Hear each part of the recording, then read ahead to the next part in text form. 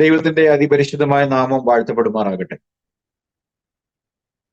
JCNDSD അഥവാ യേശുക്രിസ്തുവിന്റെ പുതിയ നിയമരക്ഷയുടെ ഉപദേശം എന്ന ഈ യൂട്യൂബ് ചാനലിലും ഫേസ്ബുക്ക് പേജിലുമായി ഞങ്ങളെ ശ്രവിക്കുകയും ഞങ്ങളെ കഴിഞ്ഞ കാലങ്ങളിൽ സപ്പോർട്ട് ചെയ്യുകയും ചെയ്ത എല്ലാ ബഹുമാന്യ പ്രേക്ഷകർക്കും വേഗം വരുന്നവനായ യേശുക്രിസ്തുവിന്റെ നാമത്തിലുള്ള സ്നേഹവന്ദനത്തെ ഈ രാത്രിയിൽ ഞങ്ങൾ അറിയിക്കുന്നു. പതിവായി നടത്തിവരുന്ന ബുധനാഴ്ച രാത്രിയിലെയും ശനിയാഴ്ച രാത്രിയിലെയും ലൈവ് സെഷനുകളുടെ ഭാഗമായി ഈ രാത്രിയിൽ ഞങ്ങൾ ക്രിസ്തീയ വിശ്വാസത്തിൽ തന്നെ ഏറ്റവും വലിയ ചിന്താവിഷയമായി ഇന്നും ആളുകൾക്ക്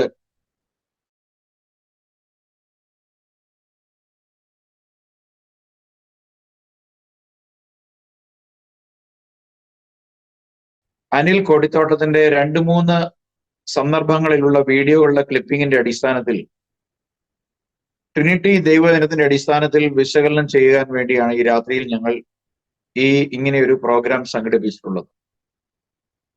അപ്പോ ഇന്ന് രാത്രിയിൽ ട്രിനിറ്റിയെ സംബന്ധിച്ചുള്ള 3-4 വീഡിയോ ക്ലിപ്പുകളുടെ അടിസ്ഥാനത്തിലുള്ള ബൈബിൾ ചിന്തകൾ അവതരിപ്പിക്കുവാൻ എന്നോടൊപ്പം ഉള്ളത് ദുബായിൽ നിന്നും ബ്രദർ വിൽസൺ ബെഞ്ചമിൻ, ഷാർജയിൽ നിന്നും ബ്രദർ സൈമൺ, അല്പസമയത്തിനുള്ളിൽ ബഹുമാന്യ കർത്തദാസൻ ജോയി കെ ജോസഫ് കൊച്ചിയിൽ നിന്നും ജോയിൻ ചെയ്യും എന്നും ഞങ്ങൾ പ്രതീക്ഷിക്കുന്നു.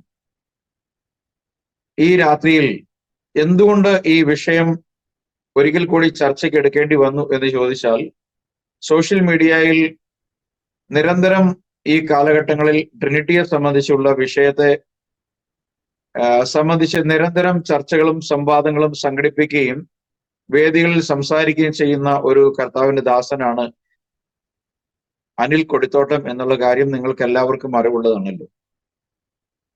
ട്രിനിറ്റിയെ സംബന്ധിച്ച് പലപ്പോഴും പല വേദികളിൽ വ്യത്യസ്തമായ അഭിപ്രായങ്ങൾ അദ്ദേഹം പ്രകടിപ്പിച്ചിട്ടുമുണ്ട്. എന്താണ് ആക്ച്വലി ട്രിനിറ്റി എന്നുള്ള കാര്യം ട്രിനിറ്റേറിയൻസിന്റെ ഇടയിൽ തന്നെയും വലിയ ആശയക്കുഴപ്പത്തിന് വിധേയമാക്കപ്പെട്ടിട്ടുള്ള ഒരു കാര്യമാണ്. ഒരു കാര്യം സ്പഷ്ടമായി പറയേണ്ടത് എന്തെന്ന് ചോദിച്ചു കഴിഞ്ഞാൽ, ട്രിനിറ്റിയെ സംബന്ധിച്ച് ഈ ട്രിനിറ്റേറിയൻസിനെ തന്നെ കാലാകാലങ്ങളിലെ അവരുടെ അഭിപ്രായങ്ങൾ പരിശോധിച്ചാൽ സ്ഥായിയായ അല്ലെങ്കിൽ നിലനിൽക്കുന്ന ഒരു അഭിപ്രായം ഇവരുടെ ആരുടെയും ഇടയിൽ കാണാൻ കഴിഞ്ഞിട്ടില്ല.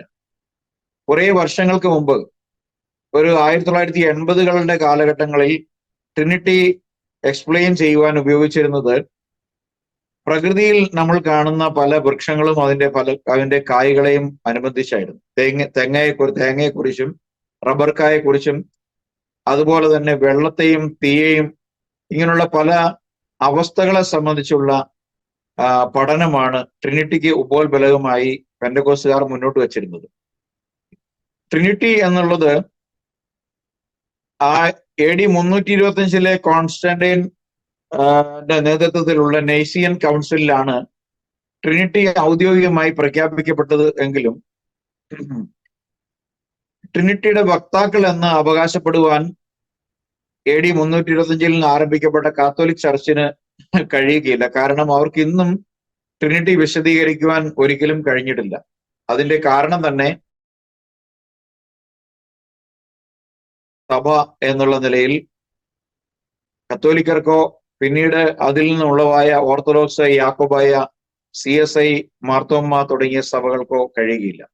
മാത്രമല്ല ദൈവവചനം അവരുടെ ശുശ്രൂഷയുടെ ഒരു ഭാഗമൊന്നല്ലാതെ പ്രധാനപ്പെട്ട വിഷയമല്ല. കൂദാശകളും ബലികളും അങ്ങനെ പൗരോഹിത്യമൊക്കെയാണ് അവരുടെ പ്രസ്ഥാനത്തിന്റെ അല്ലെ പ്രസ്ഥാനങ്ങളുടെ ഏറ്റവും പ്രധാനപ്പെട്ട ഘടകം. പെന്തക്കോസ്തുകാരെ സംബന്ധിച്ചിടത്തോളം നമുക്കറിയാം, അവര് കർമാനുഷ്ഠാനങ്ങൾ പിന്തുടരുന്നവരല്ല. ബൈബിളാണ് അവരുടെ അടിസ്ഥാന ഉപദേശ ഗ്രന്ഥം എന്ന് അവർ എപ്പോഴും വിളിച്ചു പറയാറുണ്ട്. അതുകൊണ്ട് തന്നെ ട്രിനിറ്റി എന്നുള്ള ഒരു വിഷയത്തെ ഏറ്റവും അധികം ഡിഫെൻഡ് ചെയ്യേണ്ട അല്ലെങ്കിൽ അതിനെ അപ്ഹോൾഡ് ചെയ്യേണ്ട, ഉയർത്തിപ്പിടിക്കേണ്ട ബാധ്യതയും അവർക്കുള്ളതാണ്. എന്നാൽ നിർഭാഗ്യകരം എന്ന് പറയട്ടെ, ട്രിനിറ്റേറിയൻ പണ്ഡിതന്മാരുടെ ഇടയിൽ തന്നെ വ്യക്തമായ ഒരു സിംഗിൾ ഡോക്ട്രിൻ, ഒരു ഏക ഉപദേശം അവരുടെ ഇടയിൽ ട്രിനിറ്റിയെ സംബന്ധിച്ചില്ല. മാത്രമല്ല ട്രിനിറ്റി എന്നുള്ളത് വിശുദ്ധ വേദപുസ്തകത്തിൽ എവിടെയും ഇല്ല എന്നുള്ളത് ട്രിനിറ്റേറിയന്മാരും സമ്മതിക്കുന്ന ഒരു കാര്യമാണ്. അത് അനിൽ കൊടിത്തോട്ടവും പല വേദികളിൽ സമ്മതിച്ചിട്ടുള്ളതാണ്. അപ്പൊ ത്രിയേകത്വമെന്നോ ത്രിയേകനെന്നോ മലയാളത്തിൽ അവർ ഉപയോഗിക്കുന്ന പദത്തിന്റെ ട്രിനിറ്റി എന്ന ഇംഗ്ലീഷ് പദത്തിനോ ബൈബിളിന്റെ അടിസ്ഥാനത്തിൽ വ്യക്തമായ ഉത്തരം നൽകുവാൻ ഇന്നുവരെയും ട്രിനിറ്റേറിയൻസിന് കഴിഞ്ഞിട്ടില്ല. എന്നാൽ ബൈബിളിലെ ദൈവം ഏക ദൈവമാണ്. അതിനെ നമ്മൾ പഴയ നിയമത്തിന്റെ തനാക്കിന്റെ അടിസ്ഥാനത്തിൽ, ന്യായപ്രമാണത്തിന്റെയും പ്രവാചക ഗ്രന്ഥങ്ങളുടെയും ഒക്കെ അടിസ്ഥാനത്തിൽ പരിശോധിക്കുകയാണെങ്കിൽ നമുക്കറിയാം പുതിയ നിയമത്തിൽ നിന്നാണ് ട്രിനിറ്റി എന്നൊരു ഡോക്ട്രിൻ പെന്തക്കോസ്തുകാർ ആവിഷ്കരിച്ചിട്ടുള്ളത്. എന്നാൽ നമുക്കറിയാം പുതിയ നിയമം എന്ന് പറയുന്നത് ആകാശത്ത് നിന്ന് കൊണ്ടുവന്ന ഒരു പുതിയ സംവിധാനമല്ല. പഴയ നിയമത്തിലെ തനാക്കിൽ നിന്നും മറഞ്ഞു കിടന്നിരുന്ന മർമ്മങ്ങൾ, അതിൽ മറഞ്ഞു കിടന്നിരുന്ന ക്രിസ്തുവാണ് പുതിയ നിയമത്തിലെ, അല്ലെങ്കിൽ ആ പുതിയ ഉടമ്പടിയുടെ മധ്യസ്ഥൻ. അപ്പൊ പുതിയ ഉടമ്പടിയുടെ കാരണക്കാരനായ യേശു ക്രിസ്തുവിനെ കുറിച്ചാണ് ഉൽപ്പത്തി തുടങ്ങിയുള്ള മലാഖി വരെയുള്ള പ്രവചന ഗ്രന്ഥങ്ങൾ സംസാരിച്ചിട്ടുള്ളത്. അപ്പൊ പഴയ നിയമത്തിൽ എവിടെയും ട്രിനിറ്റി ഒരു ചിന്താ വിഷയമാണെങ്കിൽ ഈ വിഷയം ഏറ്റവും കൂടുതൽ സംസാരിക്കേണ്ടതും കൈകാര്യം ചെയ്യേണ്ടതും പഴയ നിയമത്തിന്റെ വക്താക്കളായ യഹൂദന്മാരാണ്. എന്നാൽ യഹൂദന്മാർ അന്നും ഇന്നും ട്രിനിറ്റി അംഗീകരിച്ചിട്ടില്ല. ഏകനായി മഹാത്ഭുതങ്ങളെ ചെയ്യുന്ന ഒരേ ഒരു ദൈവം മാത്രമേ യഹൂദനുള്ളൂ. അപ്പൊ യഹൂദന്റെ മതഗ്രന്ഥമായ തനാക്കിൽ നിന്നും അതിൽ പ്രസ്താവിക്കപ്പെട്ടിരിക്കുന്ന ആ ഏക ദൈവം തന്നെയാണ് മാംസത്തിൽ വന്നതെന്ന് പ്രസ്താവിക്കുന്ന അപ്പോസ്തലന്മാരെയാണ് നമ്മൾ പുതിയ നിയമത്തിൽ കാണുന്നത്. പുതിയ നിയമത്തിൽ അവർക്കെല്ലാവർക്കും പ്രസ്താവിക്കുവാനുള്ളത് യേശു ക്രിസ്തു എന്ന ഒരേ ഒരു വ്യക്തിയെക്കുറിച്ചും ആ ഒരു നാമത്തെക്കുറിച്ചുമാണ്. ആ ഒരു നാമമാണ് പിൽക്കാലത്ത് ഏകദൈവ വിശ്വാസികളായ യഹൂദന്മാർക്ക് ഇടർച്ചയ്ക്ക് കാരണമായതും ക്രിസ്ത്യാനിറ്റിയെ വൻതോതിൽ അവർ ആക്രമിക്കാനും ആദിമ കാലഘട്ടങ്ങളിൽ തന്നെ ക്രിസ്ത്യാനിറ്റി മുടിച്ചു കളയാനും പരിശ്രമിച്ചത്. അതിന് ഏറ്റവും വലിയൊരു ഉദാഹരണമായി നമ്മൾ കാണുന്നത് അപ്പോസ്തലനായ പൗലോസിനെയാണ്. താൻ സൗലായിരുന്ന കാലത്ത് ഒരു യഹൂദൻ എന്നുള്ള നിലയിൽ ഏകദൈവത്തെ പഠിപ്പിക്കുന്ന, താൻ യേശു ക്രിസ്തു ദൈവമാണെന്ന് പഠിപ്പിക്കുന്ന ആളുകളെ മുടിച്ചു കളയാൻ വേണ്ടി അധികാരികളിൽ നിന്ന് പത്രം വാങ്ങി തന്നാൽ ആവുന്നിടത്തോളം ഈ മാർഗത്തെ തകർക്കാൻ ശ്രമിച്ചിട്ടുണ്ട്. എന്നാൽ ദമാസ്കസിന്റെ പടിവാതിൽക്കൽ വെച്ച് താൻ സേവിച്ചു വന്നിരുന്ന ആ യഹോവ തന്നെ യേശുക്രിസ്തുവാണ് താൻ എന്ന് വെളിപ്പെടുത്തുന്നതോടുകൂടി തൻ്റെ വിശ്വാസ ജീവിതത്തിൽ അന്നുവരെയും താൻ വിശ്വസിച്ചു പോന്നിരുന്ന കാര്യങ്ങൾ തനിക്ക് കേവലം നിഴലിൽ നിന്നുള്ള ഒരു അഭ്യാസം മാത്രമാണ് ഉണ്ടായിരുന്നതെന്നും അതിന് ശരിയായ പരിജ്ഞാനം തനിക്ക് ലഭിച്ചപ്പോൾ താൻ തന്നെ യേശുക്രിസ്തു ഏക സത്യദൈവമാണെന്നും ആ യേശുക്രിസ്തു പിതാവാണെന്നും യേശുക്രിസ്തു ആണ് എല്ലാവരിലും വ്യാപരിക്കുന്ന ആത്മാവെന്നും ഇന്നിങ്ങനെ എല്ലാവർക്കും ഒരു പിതാവല്ലേ ഉള്ളൂ, ആ ഒരു പിതാവ് പഴയ നിയമത്തിൽ പ്രസ്താവിക്കുന്ന ആ ഒരു പിതാവ് തന്നെയാണ് ജഡത്തിൽ വെളിപ്പെട്ട ക്രിസ്തു എന്ന് താൻ എഫേസ്യ ലേഖനം 4:5-6 വാക്യത്തിൽ പറയുന്നതായി നമ്മൾ കാണുന്നുണ്ട്. ദൈവം ഒരുവൻ എന്ന് പറഞ്ഞുകൊണ്ട് ഒരു വിശ്വാസം, ഒരു കർത്താവ്, ഒരു പരിശുദ്ധാത്മാവ്, ഒരു സ്നാനം എന്നിങ്ങനെ എല്ലാവരിലും ഇരിക്കുന്നവനും എല്ലാവരിലും കൂടി വ്യാപരിക്കുന്നവനും എല്ലാവർക്കും മീതെയുള്ളവനുമായ ദൈവം ഒരുവൻ എന്ന് പ്രസ്താവിച്ചു. അപ്പോൾ അപ്പോസ്തലന്മാരുടെ കാലഘട്ടത്തിൽ ഒരിക്കലും, അവരുടെ ശിഷ്യന്മാരുടെ കാലഘട്ടത്തിൽ ഒരിക്കലും ഇല്ലാതിരുന്ന ഒരു ഉപദേശമാണ് ട്രിനിറ്റി. ഈ ട്രിനിറ്റി ഉപദേശം പിൽക്കാലത്ത് അരിയൂസിന്റെയും അത്തനേഷ്യസിന്റെയും ഓറിഗന്റെയും ഒക്കെ കാലഘട്ടങ്ങളിൽ, ആ കാലഘട്ടങ്ങളിൽ തന്നെ വലിയ ആശയ സംവാദത്തിന് വഴി തുറന്നിട്ടുണ്ട് എന്ന് നമുക്ക് കാണാൻ സാധിക്കും. അതിനെ സംബന്ധിച്ചൊക്കെ പിന്നീട് സംസാരിക്കുന്ന കർത്താവിന്റെ ദാസന്മാർ സ്പഷ്ടമായി സംസാരിക്കുന്നത് കൊണ്ട് ഞാൻ ആ വിഷയത്തിലേക്ക് കടക്കുന്നില്ല. അപ്പോൾ അതുകൊണ്ട് തന്നെ ഈ കാലഘട്ടങ്ങളിൽ ട്രിനിറ്റിയുടെ വക്താക്കളായി ട്രിനിറ്റി സംരക്ഷിക്കേണ്ട ബാധ്യത ഏറ്റെടുത്തുകൊണ്ട് വരുന്ന പെന്തക്കോസ്തുകാർക്ക് ഈ ട്രിനിറ്റി തെളിയിക്കുവാൻ ബൈബിളിൽ നിന്നും ഒരു തെളിവ് പോലും ചേർത്ത് കൊണ്ടുവരുവാൻ കഴിയില്ല. കുറച്ച് സ്പെക്കുലേഷൻ, ആശയങ്ങളും ഊഹാപോഹങ്ങളും വചനത്തിൽ നിന്നും ഉണ്ടാക്കിയെടുത്തു വേണം അവർക്ക് ഈ ട്രിനിറ്റി തെളിയിക്കുവാൻ. എന്നാൽ ഏകദൈവ വിശ്വാസികളായ ക്രിസ്ത്യാനികൾക്ക് ദൈവത്തിന്റെ ഏകത്വത്തെ തെളിയിക്കാൻ പുറത്തുനിന്ന് ഏതെങ്കിലും സാധന സാമഗ്രികളെ കൊണ്ടുവരേണ്ട ആവശ്യമില്ല, ഒരു ഐഡിയോളജി കൊണ്ടുവരേണ്ട ആവശ്യമില്ല, ഊഹാപോഹങ്ങളുടെയും ആവശ്യമില്ല. കാരണം ബൈബിളിലെ ദൈവം ഏകനാണ് എന്ന് പഴയ നിയമത്തിൽ 649 പ്രവചനങ്ങളിലൂടെ യഹോവയായ ദൈവം തന്നെ പ്രസ്താവിച്ചിട്ടുണ്ട്. പുതിയ നിയമത്തിലേക്ക് വരുമ്പോൾ താൻ ആ പഴയ നിയമത്തിൽ പ്രസ്താവിക്കുന്ന യഹോവയാണ് എന്ന് യേശുക്രിസ്തു ഞാൻ തന്നെ അവൻ എന്നും പ്രസ്താവിച്ചിട്ടുണ്ട്.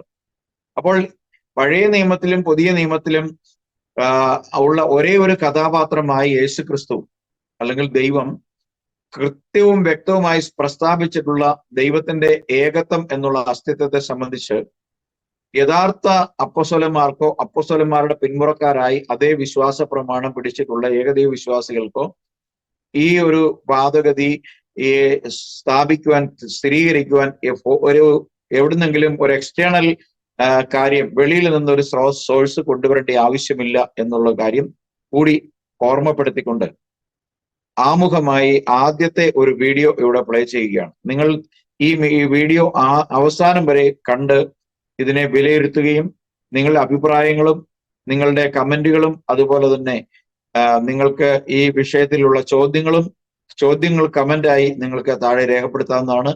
അതായത് ശരിയായ അർത്ഥത്തിൽ ഇതിനെ സംബന്ധിച്ച് ശരിയായ ഒരു പരിജ്ഞാനം ആവശ്യമുള്ള യഥാർത്ഥമായ നല്ല കമന്റുകൾക്ക് നിങ്ങൾ നിശ്ചയമായും മറുപടി നൽകുവാൻ പരിശ്രമിക്കുന്നതായിരിക്കും കൂടി എന്ന് ഓർമ്മപ്പെടുത്തിക്കൊണ്ട് വീഡിയോ പ്രസന്റേഷനിലേക്ക് കടക്കുകയാണ്. കാരണക്കാരനായതെങ്ങനെ എനിക്ക് മനസ്സിലായില്ല. ഞാൻ ട്രിനിറ്റിയെ പറഞ്ഞിട്ടുള്ളൂ. അങ്ങനെയാണെങ്കിൽ അത് പരിശോധിക്കണമല്ലോ. ഞാൻ അതിന് കാരണക്കാരനായെങ്കിൽ അത് പരിശോധിക്കണമല്ലോ. ആ പരിശോധന മധ്യത്തിൽ എനിക്ക് എന്തെങ്കിലും അബദ്ധം വിടഞ്ഞോ, ഞാൻ ട്രിനിറ്റിയെ കുറിച്ച് വിശകലനം ചെയ്തതിൽ അബദ്ധം വിടഞ്ഞോ, എന്തായിരിക്കും പറ്റിയത്? അപ്പൊ ഈ കാസറ്റുകളൊക്കെ ഒന്ന് പരിശോധിക്കാനുള്ള അവസരം ഉണ്ടായി ഈ വീഡിയോ. അങ്ങനെ മാർച്ച് മാസത്തിലെ അവധിക്കാലം ഇതെല്ലാം പരിശോധിച്ചപ്പോൾ ലോകം കണ്ടതിൽ ഏറ്റവും വലിയ ഫോഷ്കാണ് ട്രിനിറ്റി എന്ന് മനസ്സിലായി. ലോകം കണ്ടതിൽ ഏറ്റവും വലിയ ഫോഷ്കാണ് ട്രിനിറ്റി എന്ന് മനസ്സിലായി. ലോകം കണ്ടതിൽ ഏറ്റവും വലിയ ഫോഷ്കാണ് ട്രിനിറ്റി എന്ന് മനസ്സിലായി. ദൈവത്തിന്റെ പരിശുദ്ധമായ നാം വാഴ്ത്തപ്പെടുമാറാകട്ടെ. ഇപ്പോൾ ഈ പ്ലേ ചെയ്തിട്ടുള്ള വീഡിയോ യുടെ അടിസ്ഥാനത്തിൽ ഒരു ചോദ്യം ഉന്നയിക്കുകയാണെങ്കിൽ, എന്തുകൊണ്ടായിരിക്കും ബഹുമാന്യ കർത്തൃദാസൻ അനിൽ കൊടിത്തോട്ടം താൻ തന്നെ ചെയ്ത വീഡിയോകൾ പിൽക്കാലത്ത് പരിശോധിച്ചതിന് ശേഷം ട്രിനിറ്റി ലോകം കണ്ട ഏറ്റവും വലിയ ഭോഷ്കാണെന്ന് പറയാൻ കാരണം? ഒരുപക്ഷെ നമ്മുടെ പ്രേക്ഷകരും നമ്മളെ വിമർശിക്കാൻ പരിശ്രമിക്കുന്നവരും ഈ വീഡിയോയുടെ കോണ്ടെക്സ്റ്റ് എന്താണെന്ന് നമ്മൾ പറഞ്ഞിട്ടില്ല, കോണ്ടെക്സ്റ്റ് കാണിച്ചിട്ടില്ല എന്നുള്ള വാദങ്ങൾ ഉന്നയിച്ചേക്കാം. അപ്പം അതുകൂടി മുഖവിലേക്ക് എടുത്തുകൊണ്ട് വേണം ഇതിനൊരു മറുപടി പറയാൻ. ഇതിന് മറുപടി പറയാനായിട്ട് ബഹുമാനപ്പെട്ട കർത്താവിന്റെ ദാസൻ ബ്രദർ വിൽസനോട് ചോദിക്കുകയാണ്.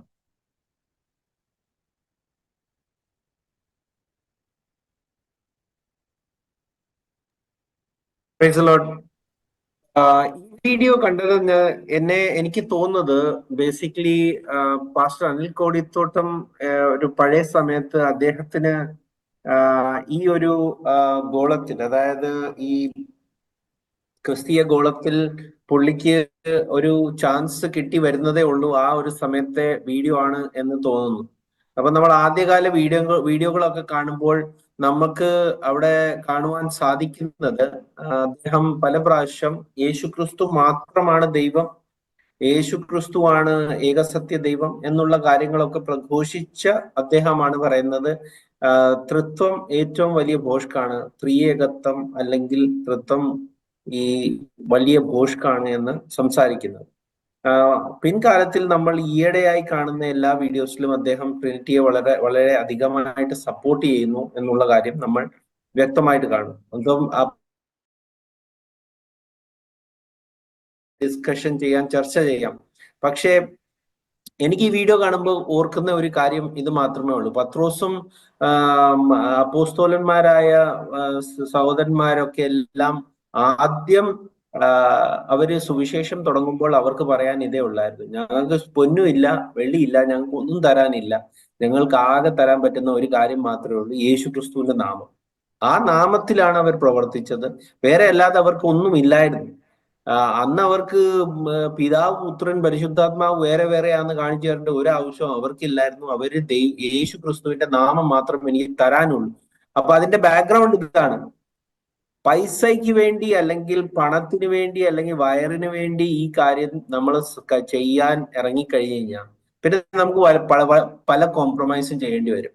നമുക്ക് എല്ലാവർക്കും അധ്വാനിച്ച്, ശരിയാ, നമുക്ക് പണത്തിന്റെ ആവശ്യമുണ്ട്, നമുക്ക് അധ്വാനിക്കേണ്ട പല മേഖലകളും തന്നിട്ടുണ്ട്. പക്ഷേ ഈ ഒരു വേല കാശിന്റെ സമ്പാദനത്തിന് വേണ്ടി ഉപയോഗിക്കുമ്പോൾ പിന്നെ യേശുക്രിസ്തുവിന്റെ നാമം മാത്രമല്ല, പിന്നെ വേറെ എന്തെങ്കിലും കൊടുക്കാൻ കാണും. അതിന്റെ ഒരു ഭാഗമായിട്ട് വരുന്നതാണ് ബാക്കി തിയോളജീസ് ഒക്കെയാണ് എന്ന് ആണ് ഇപ്പൊ ഈ വീഡിയോയെ പറ്റി എനിക്ക് പറയാനുള്ളത്. ഇത്രയേ ഉള്ളൂ. നമുക്ക് അടുത്ത വീഡിയോ കാണുമ്പോൾ അദ്ദേഹം പറയുന്ന ഡോക്ട്രീൻ എന്താണെന്ന് കുറച്ചുകൂടെ മനസ്സിലാക്കി അതിനെ പറ്റി ഒരു ഡീറ്റെയിൽ പ്രസന്റേഷൻ തരുന്നതായിരിക്കും. താങ്ക്സ്.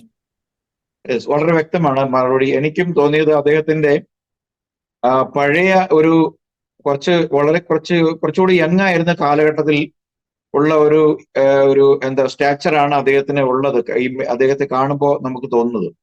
അപ്പൊ ഒരുപക്ഷെ ബ്രദർ വിൽസൺ സൂചിപ്പിച്ചതുപോലെ കാര്യം ശരിയായിരിക്കാം. കാരണം അദ്ദേഹം ഒരു പ്രശസ്തനായി ഒരുപക്ഷെ ഈ മേഖലയിൽ ഒരു പ്രസംഗകനൊക്കെ ആയിത്തീർന്ന് ആ മേഖലയിൽ അദ്ദേഹത്തിന് നല്ല സ്കോപ്പ് ഉണ്ടെന്ന് വരുന്നതിന് മുമ്പുള്ളൊരു കാലഘട്ടത്തിലായിരിക്കാം അദ്ദേഹം സത്യം പറഞ്ഞു തുടങ്ങിയത്. പലരുടെയും കാര്യങ്ങൾ പരിശോധിച്ചാൽ ആദ്യമൊക്കെ സത്യം പറഞ്ഞവർ പിന്നെ സത്യത്തിൽ നിന്ന് പിന്മാറിപ്പോയത് നമുക്ക് ഒരുപാട് ഉദാഹരണങ്ങൾ നമ്മുടെ മുമ്പിലുണ്ട്. ലാസർ വി മാത്യു എന്ന് പറയുന്ന പ്രസംഗനൊക്കെ നമ്മൾ അദ്ദേഹത്തിന്റെ അടിസ്ഥാന കാലഘട്ടങ്ങൾ മനസ്സിലാക്കിയ യേശുക്രിസ്തുവിനാമത്തിൽ സ്നാനപ്പെട്ട ആളും അങ്ങനെ ഒരു കുടുംബത്തിൽ നിന്ന് വന്നതൊക്കെയാണ് നമ്മൾ മനസ്സിലാക്കിയിട്ടുള്ളത്. എന്നാൽ കഴിഞ്ഞ ദിവസം അദ്ദേഹം ഇന്നലെ കട്ടപ്പനയിൽ വെച്ച് നടന്ന IPCയുടെ 37ാമത് വാർഷിക കൺവെൻഷനിൽ അദ്ദേഹം വളരെ സ്പഷ്ടമായി ഇങ്ങനെ പറയുകയാണ്: മറിയത്തിന്റെ ഉദരത്തിൽ പിന്നെ ദൈവത്തിന്റെ വചനവും തൃത്വത്തിലെ മൂന്നാമനായ പരിശുദ്ധാത്മാവുടെ കൂട്ടി ഇങ്ങനെ സമ്മേളിച്ചപ്പോൾ വിശുദ്ധ പ്രജ ക്രിസ്തു ഉളവായി എന്ന് പറഞ്ഞു. അപ്പൊ അദ്ദേഹം അനാവശ്യമായിട്ട് അവിടെ തൃത്വത്തിലെ മൂന്നാമനായ പരിശുദ്ധാത്മാവ് എന്ന് പറയേണ്ടി വന്നു. ഇല്ലെങ്കിൽ വേദികൾ കിട്ടില്ല. ഒരുപക്ഷെ അതായിരിക്കാം ഇങ്ങനെയുള്ള ആളുകളെ സംബന്ധിച്ചിടത്തോളം ഈ കളം മാറ്റി ചവിട്ടേണ്ടി വന്നത് എന്ന് തോന്നുന്നു. അദ്ദേഹത്തിന്റെ വീഡിയോയിൽ ഒരു അതിശയോക്തി വിചാരിക്കുന്നില്ല. പിൽക്കാലത്ത് അദ്ദേഹം ഇന്നത്തെ ഒരു കാലഘട്ടത്തിൽ അദ്ദേഹം കൂടുതലായിട്ടും ട്രിനിറ്റിക്ക് വേണ്ടി അതിന്റെ വക്താവായിട്ട് നിൽക്കുന്നു എന്നുള്ളത് കൂടി നമ്മൾ പരിശോധിച്ചിട്ട് അടുത്ത വീഡിയോയിലേക്ക് പോകാം.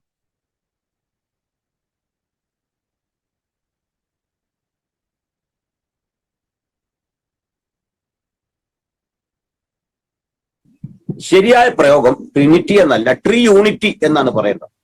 അല്ലെങ്കിൽ ത്രിയേകത്വം എന്നാണ് ശരിയായ പ്രയോഗം. എന്നാൽ ഉപയോഗം കൊണ്ട് വാക്കുകളുടെ അർത്ഥവും കാലക്രമേണ മാറുക പതിവുണ്ട് ഉപയോഗത്താൽ. അതുകൊണ്ട് ട്രിനിറ്റി എന്ന് പറഞ്ഞാലും ട്രിയൂണിറ്റി എന്ന് പറഞ്ഞാലും തത്വത്തിൽ ഒരു കാര്യമാണ്. പക്ഷെ കഴിവതും ത്രിയേകത്വം അഥവാ ട്രിയൂണിറ്റി എന്ന പദമാണ് നമ്മൾ ഉപയോഗിക്കാനായിട്ട് ശ്രമിക്കേണ്ടത്. അതാണ് വസ്തുതാപരം. ഇതിനെക്കുറിച്ചുള്ള വിശദീകരണത്തിലേക്ക് കടക്കും മുമ്പ് നമുക്ക് നേരെ ഉയരുന്ന ആദ്യത്തെ ചോദ്യമാണ്: ഈ ട്രിനിറ്റി എന്ന പദം ബൈബിളിൽ ഉണ്ടോ? അതിന്റെ മറുപടി ഇല്ലെന്ന് തന്നെയാണ്. ബൈബിളിൽ അങ്ങനെ ഒരു പദം ഇല്ല. അപ്പോഴേ നമ്മുടെ എതിരാളി ജയിച്ച ഒരു മനോഭാവത്തിലായിരിക്കും പിന്നെ നിൽക്കുന്നത്. ബൈബിളിൽ ഇല്ലെന്ന് നിങ്ങൾ തന്നെ സമ്മതിച്ചു. നിങ്ങൾ തന്നെ സമ്മതിച്ച സ്ഥിതിക്ക് പിന്നെ എന്തിനായി സംസാരിക്കുന്നത്? അപ്പൊ നമ്മളോട് സംസാരിക്കേണ്ട എന്നുള്ള നിലയിൽ അങ്ങ് ഇരുന്നാൽ മതി. കാരണം സംഭാഷണം അവന്റെയും കൂടെ ഒരു ആവശ്യമാണ്. നിങ്ങൾ സംസാരിക്കുന്നില്ലേ? വേണ്ട, ഞാനും നിർത്തി. ബൈബിളിൽ ഇല്ലല്ലോ. അപ്പോൾ നിർത്തിയിട്ട് ആ നിശബ്ദതയ്ക്കകത്ത് ഉപയോഗിക്കാവുന്ന അടുത്ത ചോദ്യം: ബൈബിളിൽ ഇല്ലാത്ത ചില പദങ്ങൾ ഞാൻ തരാം. ആ പദങ്ങൾ നിങ്ങൾ വിശ്വസിക്കുന്നുണ്ടോ? ഉദാഹരണം, തിരുവത്താഴം. ഈ പദം ബൈബിളിൽ ഇല്ല. അങ്ങനെ പലരും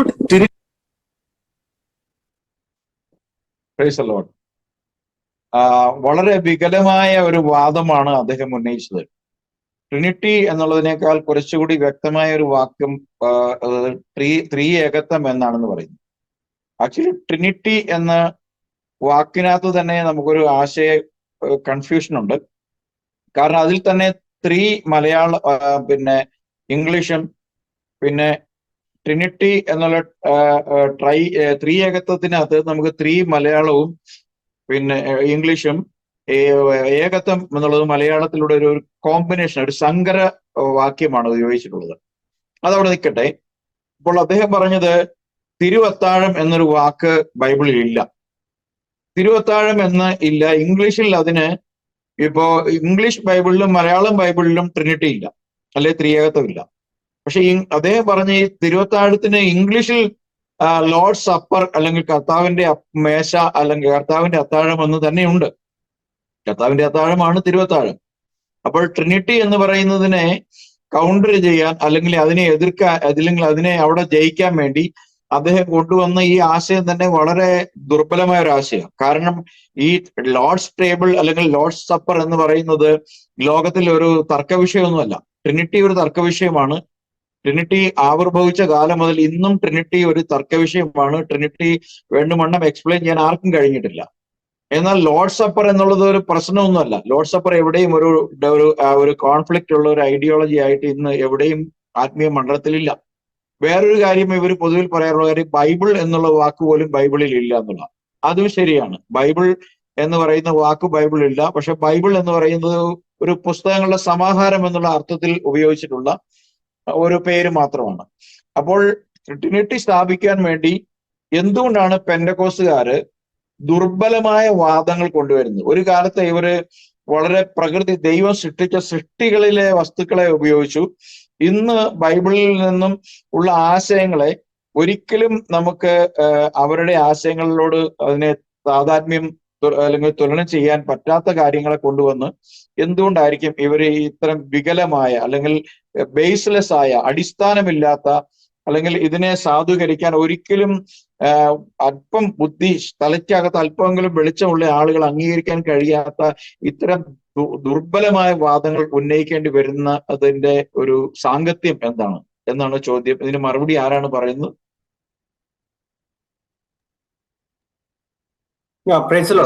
അവിടെ നമുക്ക് കാണാൻ സാധിക്കുന്നത്, അദ്ദേഹം ആ ഒരു വിഷയത്തെ പറ്റി പറയുന്ന ആ വാദം, അവിടെ അദ്ദേഹം യൂസ് ചെയ്യുന്ന ഒരു കാര്യം, ഇപ്പം ലോർഡ് സപ്പർ എന്ന് പറഞ്ഞാലോ അല്ലെങ്കിൽ തിരുവത്താഴം എന്ന് കത്തോലിക്കക്കാര് പറയുന്നത്, അവിടെ തിരു എന്ന് പറഞ്ഞു കഴിഞ്ഞാൽ, അല്ലെങ്കിൽ കർത്താവിന്റെ അത്താഴം എന്ന് പറഞ്ഞാലോ, ഇതൊക്കെ പറയുമ്പോൾ അത് നമ്മൾ നമ്മുടെ ആരാധനയുടെ ഭാഗത്ത് നമ്മൾ ചെയ്യുന്ന കാര്യത്തെ നമ്മൾ ഒരു സംബോധന ചെയ്യുന്ന രീതിയിൽ മാത്രം അത് പല കൾച്ചറിൽ പല രീതിയിൽ അവിടെ പറയുവാൻ സാധിക്കും എന്നുള്ള രീതിയിൽ നമ്മൾ കാണും. പക്ഷെ ട്രിനിറ്റി എന്നത് ദൈവത്തിന്റെ അടിസ്ഥാനപരമായ അല്ലെങ്കിൽ ഏറ്റവും മുഖ്യ കൽപ്പനയുടെ മേളിലുള്ള ഒരു അറ്റാക്കാണ്.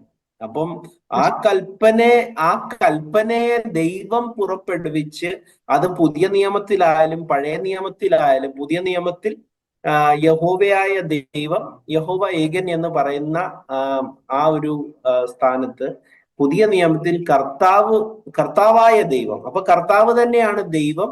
ആ ദൈവം, കർത്താവ് ഏകൻ എന്ന് പറയുമ്പോഴത്തേക്ക് ആ കർത്താവായ ദൈവം ഏകനാണെന്ന് തന്നെ വളരെ വ്യക്തമായിട്ട് പറയുമ്പോൾ, അവിടെ യേശു ക്രിസ്തു ആ പറഞ്ഞ മനുഷ്യനോട് പറയുന്നുണ്ട്, ഇത് പറഞ്ഞത് കൊണ്ട് നീ ദൈവരാജ്യത്തിന് സമീപസ്ഥനായിരിക്കുന്നു എന്ന് പറയാം. അപ്പം അങ്ങനെ ഒരു അടിസ്ഥാനപരമായി നമ്മൾ വിശ്വസിക്കേണ്ട കാര്യത്തിന്റെ മേളിലുള്ള അറ്റാക്ക്, അതായത് ദൈവം ഏകനല്ല, ത്രിയേകൻ ആണ് എന്ന് പറയാം. അല്ലെങ്കിൽ കർത്താവ് ഏകനല്ല, കർത്താവ് ത്രിയേകൻ ആയ രീതിയിലാണ്, 3 വ്യക്തികളായ കർത്താക്കന്മാരുണ്ട് എന്ന് പറയുന്ന കാര്യം, അതും ഇതും തമ്മിൽ നമുക്ക് ഒരിക്കലും ഒരു കമ്പാരിസൺ ചെയ്യുവാൻ സാധിക്കത്തില്ല. പക്ഷെ ഈ എല്ലാ ഫോൾസ് ഡോക്ട്രിനും പറയുന്ന ആൾക്കാർക്കുള്ള ഒരു പ്രശ്നമാണ്. ഇപ്പൊ ബിബ്ലിയോസ് തന്നെ, ഇപ്പൊ ബിബ്ലിയോസ് എന്തുകൊണ്ടാണ് ഗ്രീക്കിനകത്ത് ഉപയോഗിക്കുന്നതെന്ന് പറഞ്ഞു കഴിഞ്ഞാൽ, കർത്താവ് വരുന്നതിന് മുമ്പേ ഒരു 300 വർഷം മുമ്പേ ഈ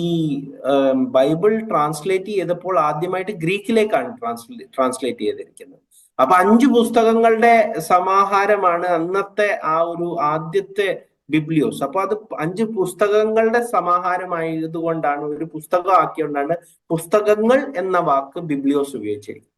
അത് പിന്നെ ഇംഗ്ലീഷുകാർ ഏറ്റെടുത്തപ്പോൾ നമ്മൾ പുതിയ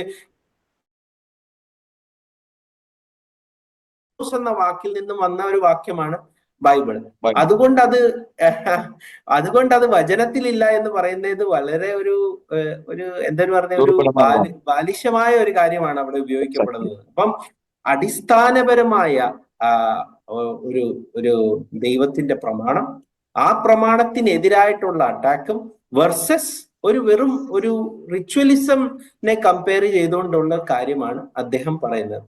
അപ്പൊ അടുത്ത വീഡിയോയിൽ നമ്മൾ പിന്നെ അദ്ദേഹം മോഡലിസത്തെ പറ്റിയൊക്കെ പറയുന്നുണ്ട്. അതുകൂടെ നമുക്ക് കേട്ടിട്ട് പിന്നെ അദ്ദേഹത്തിന്റെ ആ ഡോക്ടറിനെ പറ്റി നമുക്ക് കുറച്ചുകൂടെ ചർച്ച ചെയ്യാം. താങ്ക്സ്.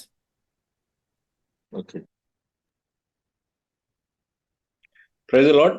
എനിക്ക് ഈ ഒരു ക്ലിപ്പിന്റെ കാര്യത്തിനകത്ത് പറയാനുള്ളതെന്ന് പറഞ്ഞു കഴിഞ്ഞാല്, ഫസ്റ്റ് എന്ന് പറഞ്ഞു കഴിഞ്ഞാൽ ഈ ത്രിയേകൻ എന്ന് പറയുമ്പോഴത്തേക്ക് തന്നെ ഈ ഇപ്പം ജോസ് പാസ്റ്റർ പറഞ്ഞ പോലെ തന്നെ ത്രീ എന്നുള്ള ഒരു വാക്ക് നമ്മളുടെ മലയാളത്തിനകത്തില്ല.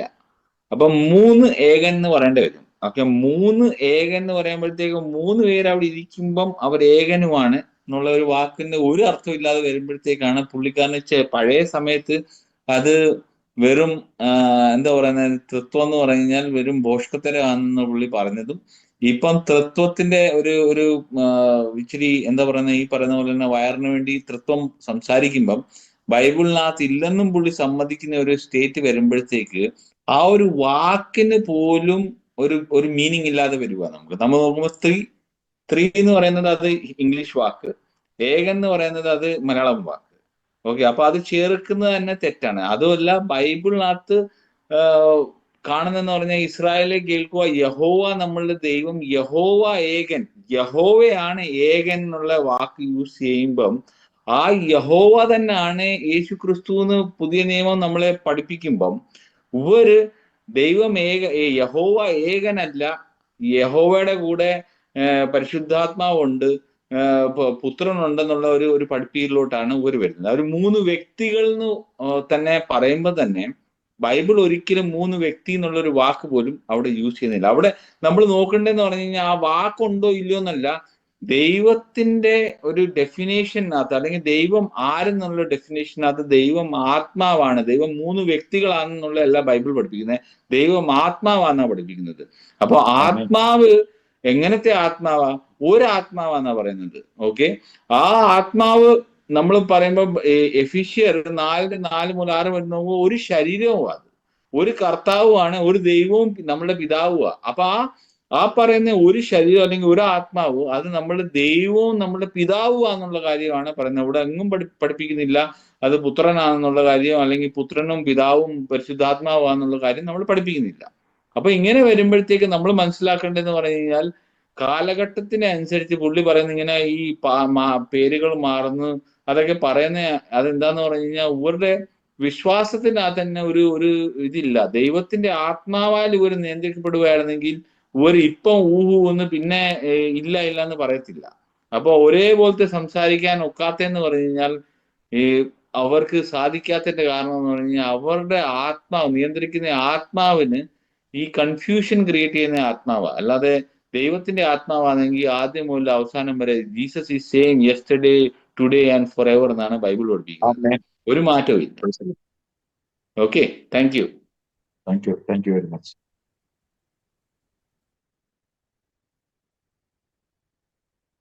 വീഡിയോ പ്ലേ ചെയ്യാം. പ്രസന്റേഷൻ ചെയ്താലോ?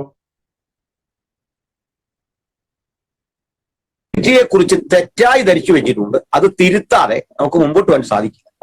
ട്രിനിറ്റി വിശ്വസിക്കുന്ന ആളുകൾ പോലും പലപ്പോഴും പറയുന്നത് ട്രിനിറ്റി അല്ല, മോഡലിസമാണ് എന്നൊരു പ്രശ്നം.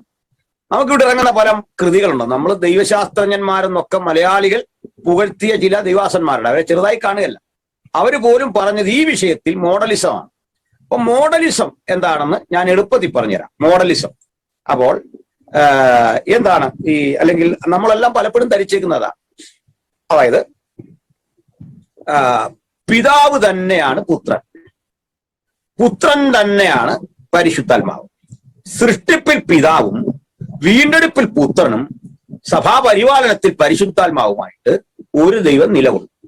ഒരു ദൈവത്തിന്റെ 3 അവസ്ഥകൾ അല്ലെങ്കിൽ 3 modes of one god, MODE mode, 3 modes, അതാണ് മോഡലിസം എന്ന പദം അങ്ങനെ ഉണ്ടാകുന്നത്. ഒരു ദൈവത്തിന്റെ 3 മോഡ്സ് ആണ് ഈ പിതാവ്, പുത്രൻ, പരിശുദ്ധാത്മാവ്. പിതാവ് തന്നെയാണ് പുത്രൻ, പുത്രൻ തന്നെയാണ് പരിശുദ്ധാത്മാവ്. അത് സ്ഥിരീകരിക്കാൻ വേണ്ടി വളരെ ലളിതമായ ഒരു ഉദാഹരണമാണ് നമ്മൾ പറയുന്നത്. ഒന്നാമത്തെ കാര്യം പറയും, ഞാൻ എൻ്റെ അപ്പന് മകനാണ്, എൻ്റെ മകന് ഞാൻ അപ്പനാണ്. അപ്പോൾ ഇങ്ങനൊരു ഉദാഹരണം വഴി 3 കാര്യം പറയും. 3 കാര്യം പറയുമ്പോൾ പിന്നെയും കിടക്കുകയാണ്, ഞാൻ എൻ്റെ ബ്രദറിന് അളിയനാണ്, എൻ്റെ ബ്രദറിലേക്ക്, ഞാന് എൻ്റെ അമ്മായിയപ്പന് മരുമകനാണ്. ഇങ്ങനെയൊക്കെ പറയാൻ പാടില്ല. ഇങ്ങനെയൊക്കെ പറഞ്ഞു പോകുന്ന ഉദാഹരണമാണ് നമ്മളെ ഏറെ ബുദ്ധിമുട്ടിച്ചത്. നിങ്ങൾ ക്ഷമിക്കണം, ഞങ്ങൾ ഇന്ന് ഇസ്ലാം സംവാദത്തിൽ ഏറെ ഏർപ്പെടുമ്പോൾ നമ്മുടെ കൂടെ ഒരു സഹോദരൻ വളരെ പ്രസിദ്ധമായ ഒരു പെന്തക്കോസ്ത് ചർച്ചക്കോട് കുടുംബത്തിൽ നിന്ന് പോയിട്ട് ഇസ്ലാമായി തീർന്നു. അപ്പൊ അയാള് ട്രിനിറ്റി സംബന്ധിയായ ഒരു ചർച്ചയ്ക്ക് തന്റെ പാസ്റ്ററോട് ചോദിക്കുകയാണ്, എന്താണ് ട്രിനിറ്റി എന്ന് ചോദിച്ചപ്പോൾ പറഞ്ഞു കൊടുത്തു. പാസ്റ്റർ പറഞ്ഞു കൊടുത്തു, ട്രിനിറ്റി എന്ന് പറഞ്ഞാല് ഈ റബർക്ക പോലെയാണെന്നോ. ട്രിനിറ്റി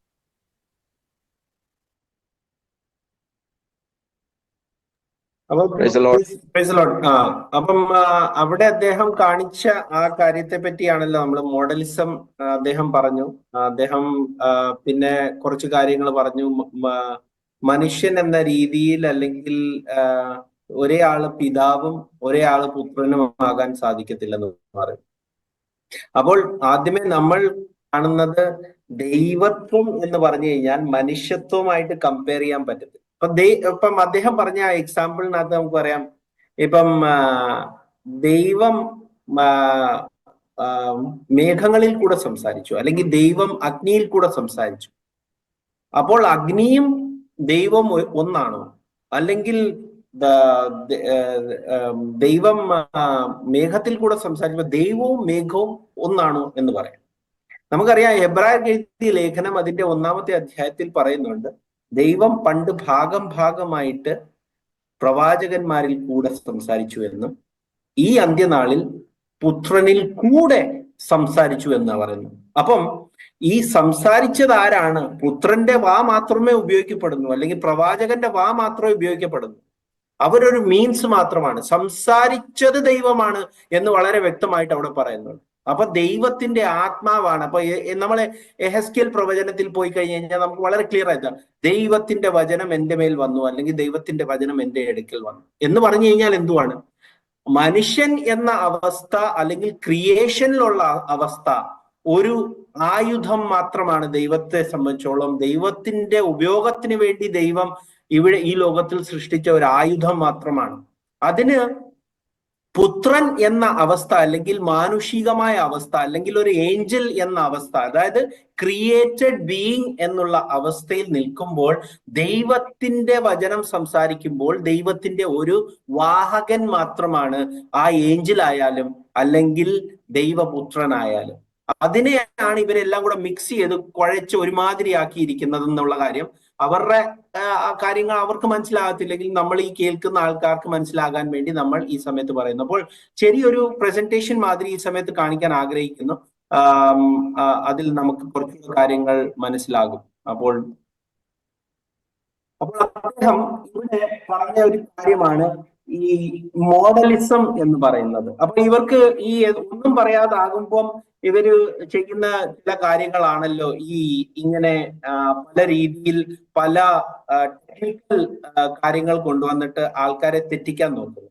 അപ്പൊ ഈ മോഡലിസ്റ്റിക് മോനാർക്കിസം എന്ന് പറഞ്ഞു കഴിഞ്ഞാൽ പല സമയത്ത് പല ആൾക്കാർക്കും കൊടുത്ത് ഈ ഒരു പെർട്ടിക്കുലർ കാര്യം അഡോൾഫ് വാൻ ഹർനാക്ക് എന്നുള്ള ഒരു വ്യക്തിയാണ് ഒരു ആദ്യമായിട്ട് സംസാരിച്ചതെന്ന് ഇവർ പറയുന്നു.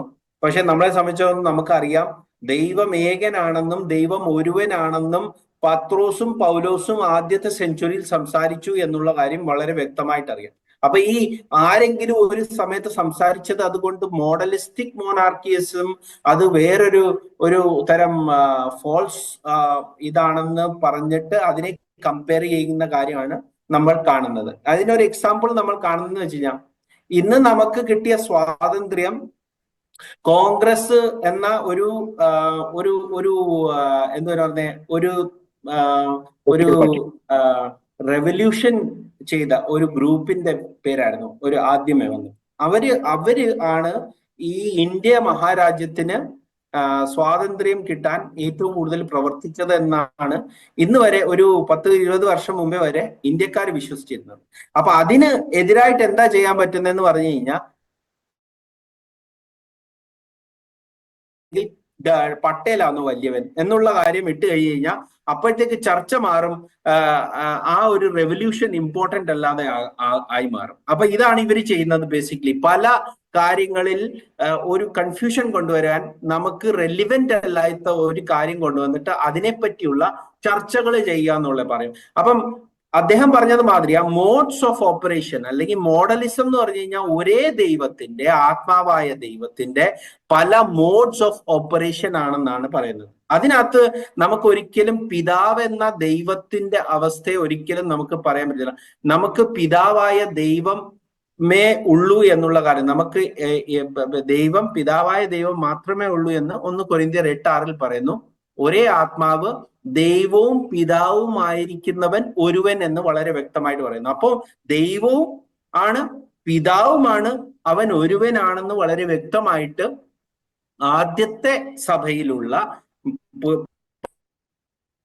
വളരെ വ്യക്തമായിട്ട് എഫെസ്യർക്ക് എഴുതുന്നു. അപ്പോൾ ഈ ഒരു കാര്യം വെച്ചുകൊണ്ട് നമ്മൾ നോക്കുമ്പോൾ 3-ാമത്തെ സെഞ്ചുറി വരുമ്പോഴത്തേക്ക് ആരിയൂസ് എന്ന ഒരു വ്യക്തിയെ വിളിച്ചിട്ട് അദ്ദേഹവും പിന്നെ വേറെ തൃത്വം സപ്പോർട്ട് ചെയ്യുന്ന ആൾക്കാരെയും കൂടെ വിളിച്ചിട്ട് തൃത്വം പറയുന്നു യേശുവും ദൈവമാണ്, ആരിയൂസ് പറയുന്നു പുത്രൻ ദൈവമല്ല എന്ന് പറയുന്നു. രണ്ടുപേരുടെ ഒരു ഒരു എന്താ പറയുന്ന ഒരു ഡിസ്കഷൻ നടക്കുന്നു. ഇന്ന് നമ്മള് ഈ ഒരു BJP ഭരിക്കുന്ന ഇന്ത്യയിലുള്ള ഡിസ്കഷൻ മാതിരി നെഹ്റു ആണോ വലിയവൻ അതോ പട്ടേൽ ആണോ വലിയവൻ, അല്ലാതെ നമ്മൾ വളരെ കഷ്ടപ്പെട്ട് നേടിയ ഒരു സ്വാതന്ത്ര്യമാണ്, അതിനെ പ്രൊട്ടക്ട് ചെയ്യണമെന്നുള്ള വിഷയം വിട്ടിട്ട് നെഹ്റു ആണോ വലിയവൻ അതോ പട്ടേൽ ആണോ വലിയവൻ എന്നുള്ള വിഷയത്തിലേക്ക് കടന്നു പോയതുപോലെ ഇന്ന് നമ്മൾ കാണുന്നത് പോലെ ഒരു രാജാവിന് വേറൊരു രീതിയിലത്തെ ഭരണം കൊണ്ടുവരേണ്ടപ്പോൾ പുതിയൊരു ഒരു റിലീജിയസ് വ്യവസ്ഥയെ എടുത്ത് ഉപയോഗിക്കേണ്ടപ്പോൾ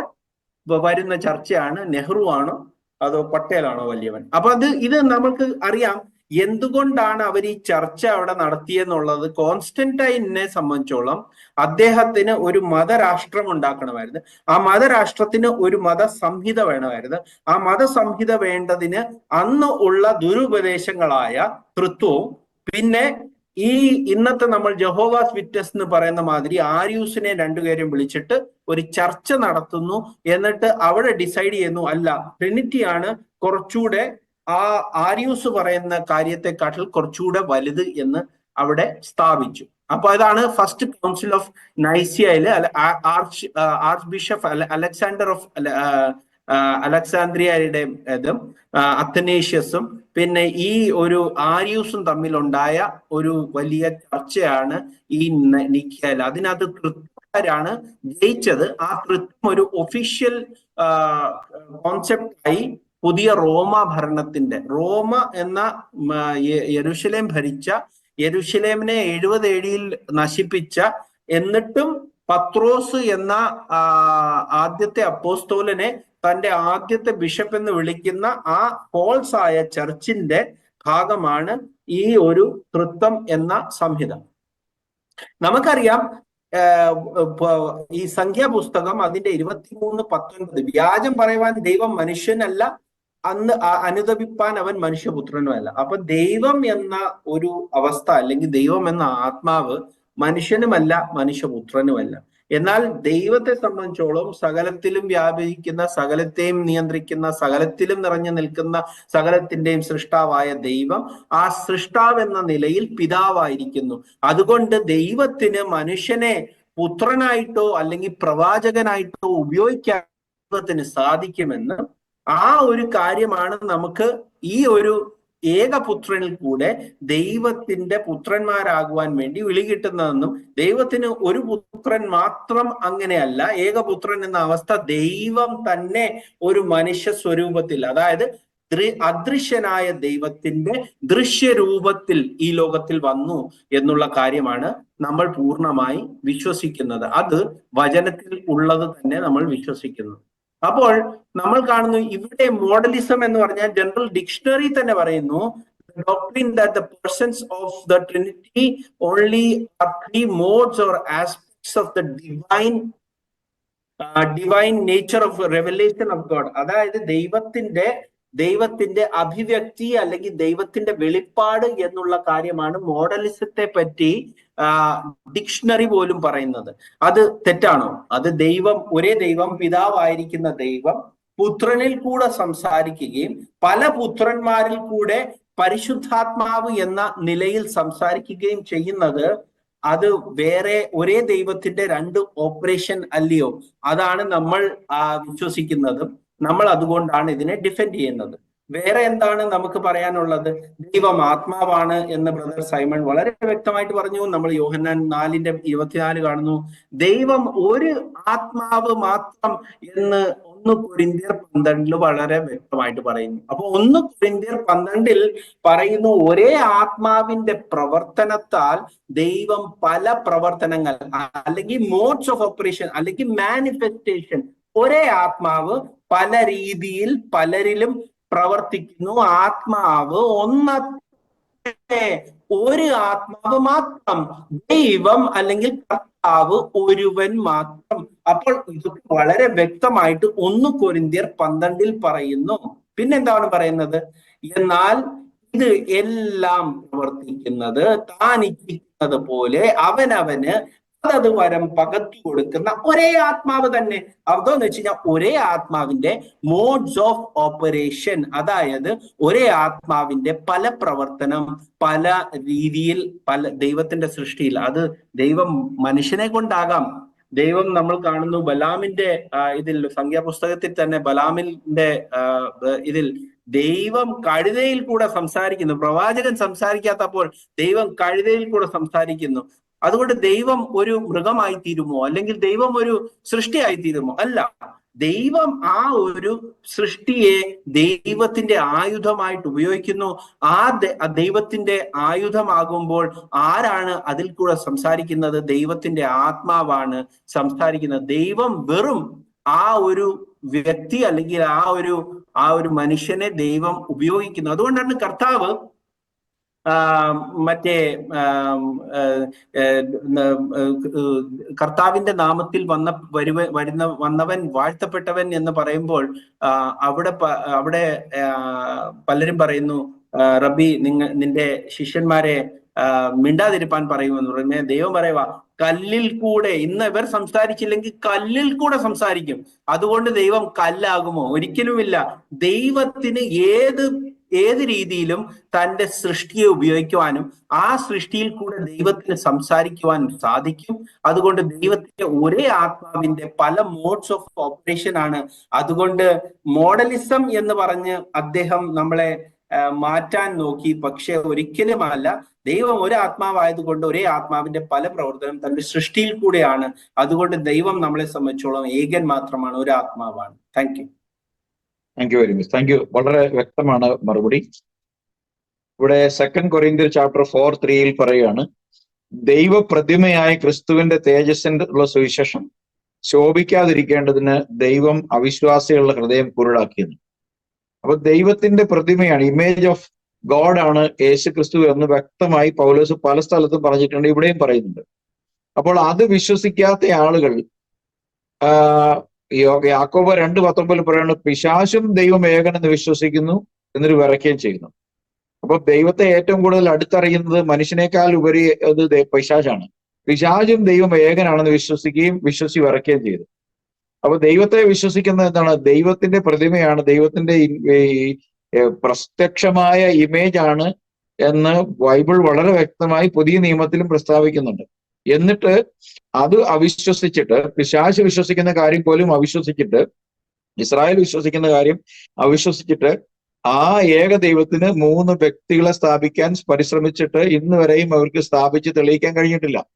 അപ്പം അതാണ് ഏറ്റവും വലിയ വിരോധാഭാസം എന്ന് ഉള്ളത്. വളരെ സ്പഷ്ടമായ മറുപടിയാണ്. നമുക്ക് ഒരു വീഡിയോ കൂടി ഉണ്ടെന്ന് എനിക്ക് തോന്നുന്നു. ആ വീഡിയോ കൂടി പ്ലേ ചെയ്ത് അതോടുകൂടി കൺക്ലൂഡ് ചെയ്യാം നമുക്ക്. Praise the Lord.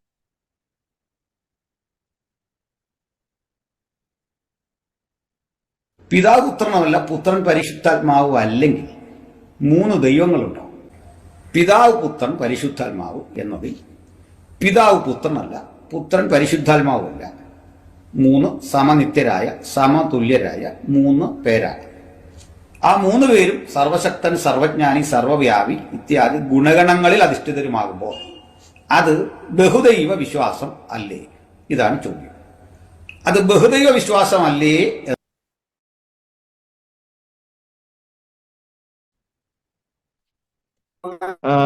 ഇവിടെ പറഞ്ഞ് ഇവരെവിടേക്കാണ് പോകുന്നതെന്ന് നമുക്ക് മനസ്സിലാകുന്നില്ല.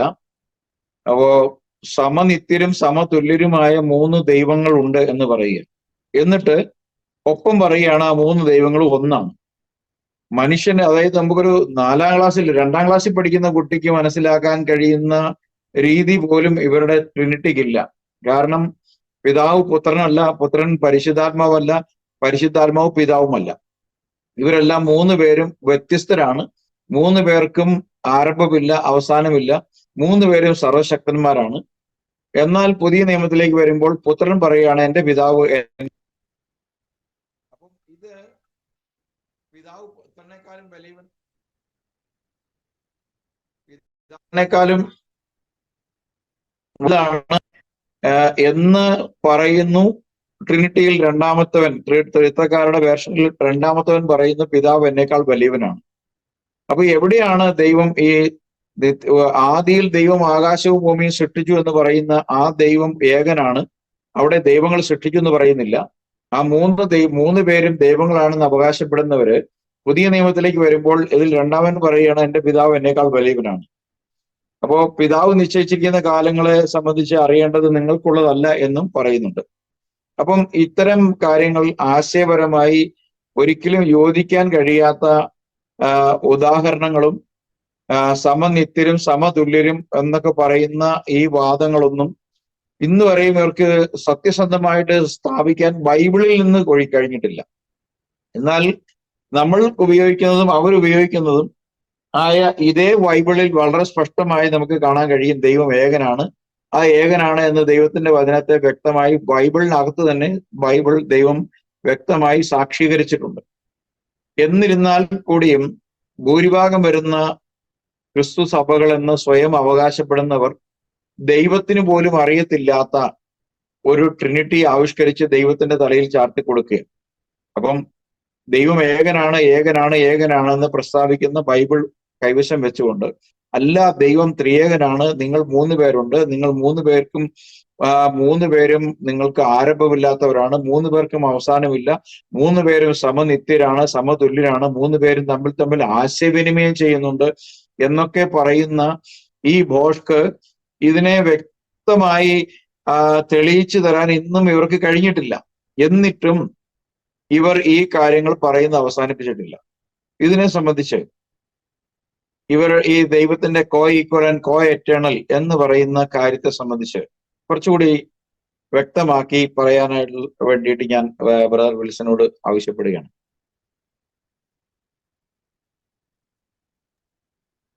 ബ്രദർ സൈമൺ വേണമെങ്കിൽ സംസാരിക്കുന്നത്. Simon, praise the Lord.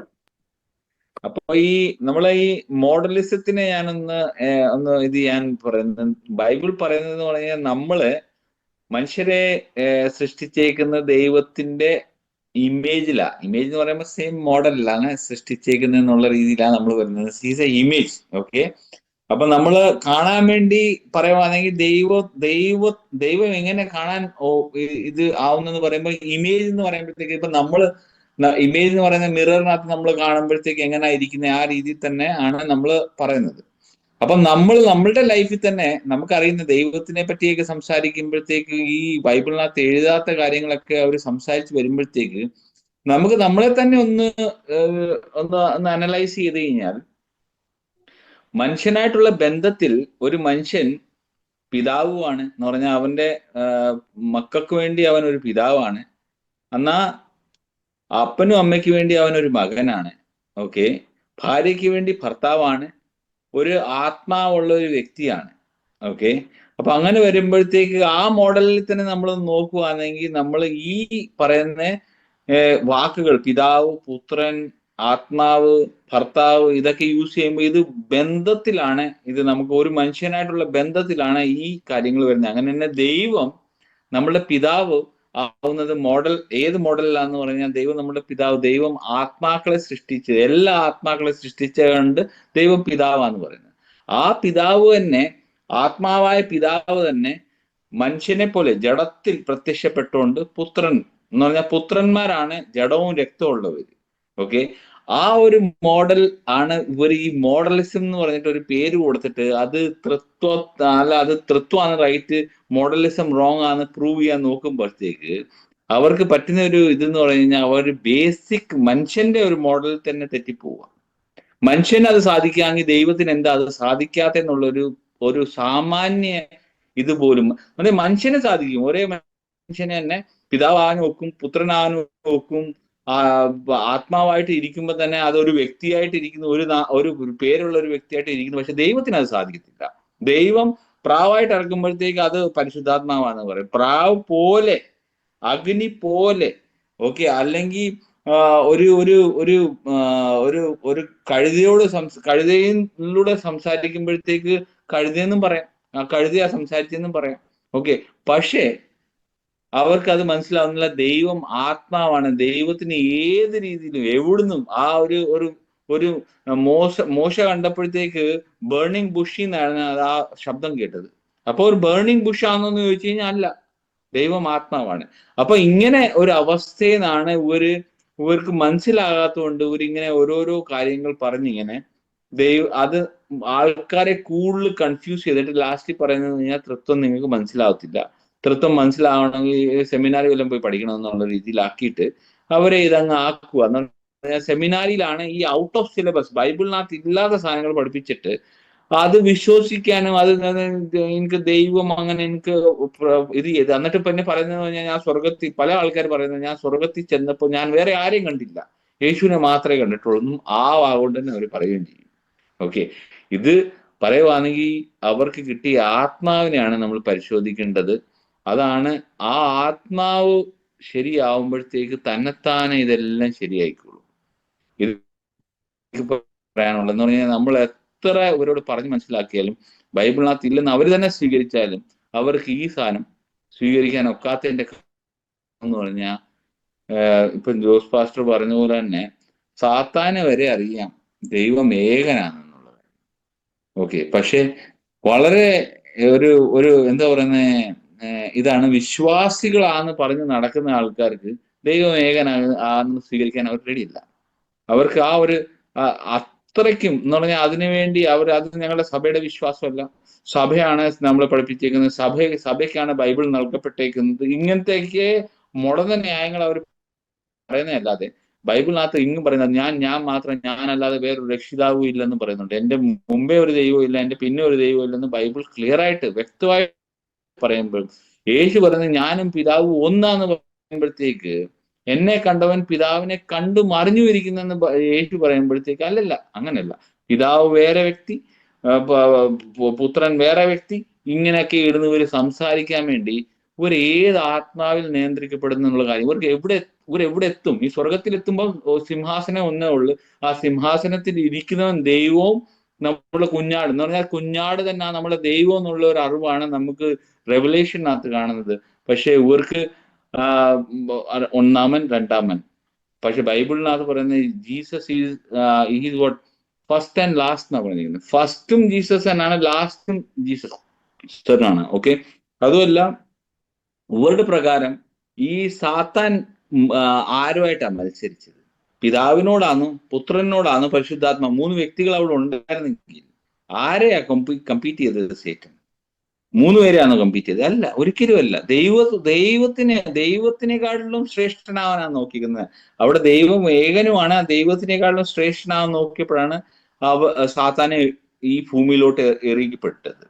അപ്പൊ ഇങ്ങനത്തെയൊക്കെ അവസ്ഥകളിൽ എനിക്ക് പറയാനുള്ള ഒരു കാര്യമുണ്ട്, ഇവരൊക്കെ ഈ ബൈബിളും എടുത്തു നടക്കുന്ന സ്ഥലത്ത് വേറെ വല്ലതും ജോലിക്ക് പോകുന്നതാണെന്നല്ലേന്നാണ് എനിക്ക് തോന്നുന്നത്. എന്താന്ന് പറഞ്ഞു കഴിഞ്ഞാൽ അറ്റ്ലീസ്റ്റ് ഈ പറയുന്ന വിശ്വാസികളെ കുഴിക്കകത്ത് കൊണ്ട് ചാടിക്കുന്നതല്ലാതെ ഇവർക്ക് വെച്ച് ഒരു പ്രയോജനമില്ല. ഇവർക്ക് കുറെ കാശുണ്ടാക്കാനും ഇന്ന് കാണുന്ന പുതിയ സഭകളിനകത്ത് ഒരു കാശുണ്ടാക്കാനും വിശ്വാസികളെല്ലാം ഈ കാശ് പിഴിയാനും അവരെ നരകത്തിൽ കൊണ്ടുപോകാനും അല്ലാതെ ഒരു കാര്യവും ചെയ്യുന്നില്ല.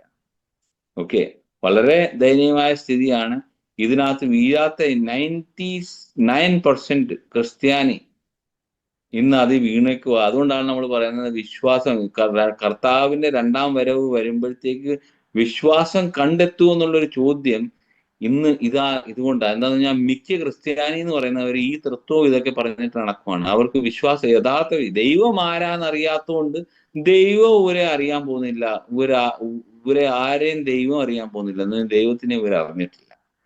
അതുകൊണ്ടാണ് എനിക്ക് പറയാനുള്ളതെന്ന് പറഞ്ഞു കഴിഞ്ഞാൽ ഈ അനിൽ എന്തോ അനീഷ് അല്ല എന്തോ അനിൽ കൊളുത്തോട്ടം പാസ്റ്റർ ആദ്യമേ തീരുമാനിക്കുക, ആദ്യ വിശ്വാസമാണോ കറക്റ്റ് അതോ ഇപ്പം പോകുന്ന വിശ്വാസമാണോ കറക്റ്റ്?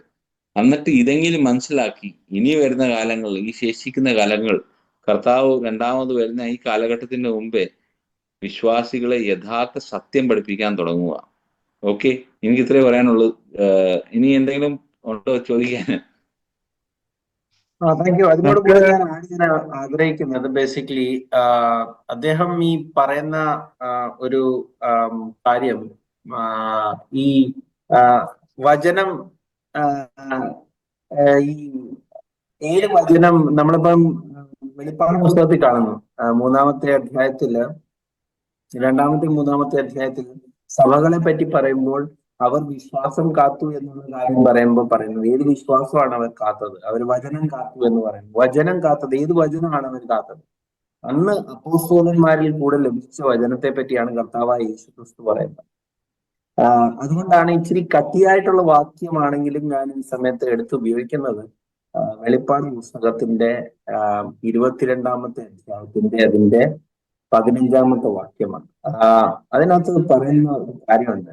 നായ്ക്കളും ചൂഷകക്കാരും ദുർനടപ്പുകാരും കുലപാതകന്മാരും ബിംബാരാധികളും ഭോഷ്കിൽ പ്രിയപ്പെടുകയും അതിനെ പ്രവർത്തിക്കുകയും ചെയ്യുന്ന ഏവനും പുറത്താണെന്ന് പറയുന്നു ദൈവരാജ്യത്തിന്റെ. അപ്പൊ ദൈവരാജ്യത്തിന്റെ പുറത്താണ് നായക്ക് എന്ന് എടുത്തു പറയാൻ എന്താണ് കാരണം? നമുക്കറിയാം, രക്ഷ ദൈവം മനുഷ്യന് മാത്രമാണ് അങ്ങനെ കൊടുത്തിരിക്കുന്നത്. അതുകൊണ്ട് വെച്ചാൽ ദൈവം ദേഹിയും ആത്മാവും കൊടുത്തിരിക്കുന്നത് മനുഷ്യനാണ്.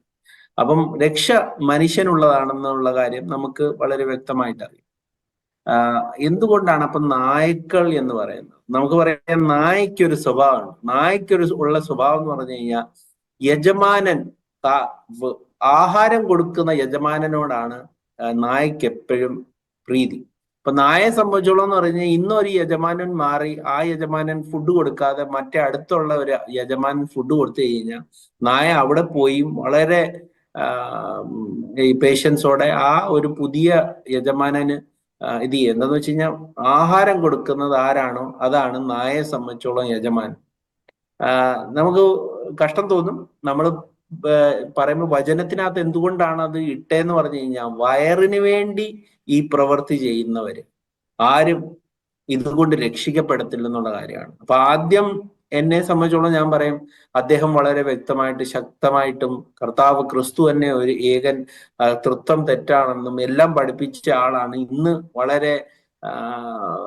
വളരെ കൺവിക്ഷനോടെ ഈ തൃത്വത്തിന് വേണ്ടി നടക്കുന്നത്. വചനത്തിലെങ്ങും ഇല്ലാത്തൊരു കാര്യം അതിനെ എന്തൊക്കെ പറഞ്ഞ് ജസ്റ്റിഫൈ ചെയ്യാൻ നോക്കുന്നു. പക്ഷെ at the end of the day ഇവരെല്ലാവരും, ദൈവത്തെ സംബന്ധിച്ചോളം ആരും ഈ ഒരു പ്രവൃത്തിയെ നിർത്താൻ പോകുന്നില്ല. ദൈവം അതിനെ നിർത്താൻ ആഗ്രഹിക്കുന്നില്ല. എന്താന്ന് വെച്ച് കഴിഞ്ഞാൽ, ആദ്യ പാഠങ്ങൾക്ക് വേണ്ടി ഇതെല്ലാ പാഠശാലകളും ദൈവം തുറന്നു തന്നെ വെച്ചേക്കുക. അവരെ ഒന്നും ദൈവം അടയ്ക്കാൻ പോകുന്നില്ല. പക്ഷെ ഇവരാരും രക്ഷയിൽ പ്രവേശിക്കത്തില്ല. എന്ന് വെച്ച് കഴിഞ്ഞാൽ, വിശ്വാസത്തിന്റെ പൂർണ്ണതയിൽ എത്തിച്ചേരാതെ, അല്ലെങ്കിൽ ഇപ്പം നമ്മൾ പറഞ്ഞ ഇപ്പൊ പ്രൈമറി സ്കൂളിൽ പഠിച്ചു ആണ് എല്ലാവരും സ്പെഷ്യലൈസേഷന് വേണ്ടി പോകുന്നതും ഡോക്ടറേറ്റ് എടുക്കാൻ പോകുന്നതും. എന്നുകൊണ്ട് നമ്മൾ ഒരിക്കലും twinkle twinkle little star like a diamond in the sky ആണ് നക്ഷത്രം എന്ന് പഠിപ്പിക്കുന്ന നഴ്സറി സ്കൂളിൽ നമ്മൾ ഒരിക്കലും നിർത്തുന്നില്ല.